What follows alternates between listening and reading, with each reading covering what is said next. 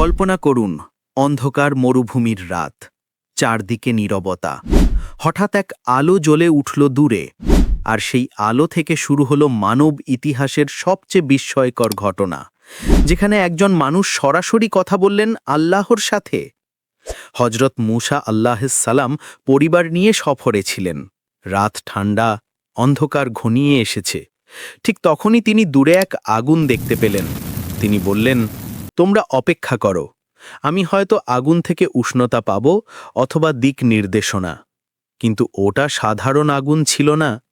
যেই মুহূর্তে তিনি তুর পাহাড়ে পৌঁছালেন, চারদিক যেন কেঁপে উঠল। আর তখনই তিনি শুনলেন এমন এক শব্দ যা ইতিহাসে অমর হয়ে আছে।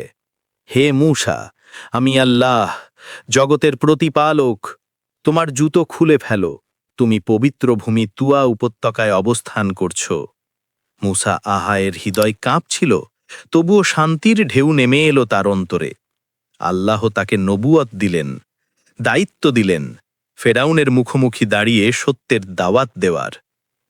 এই অলৌকিক ঘটনা আমাদের শেখায়, আল্লাহ যখন কাউকে বেছে নেন, তখন তাকে শুধু সম্মানই দেন না, বরং দায়িত্বও দেন।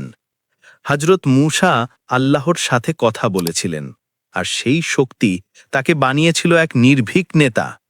আমাদেরও শিক্ষা নিতে হবে, আল্লাহর ওপর ভরসা রাখলে জীবন যত কঠিনই হোক, সত্য ও ন্যায়ের পথে দাঁড়ানো সম্ভব। তিনি ছিলেন কালিমুল্লাহ, যিনি আল্লাহর সাথে কথা বলেছেন।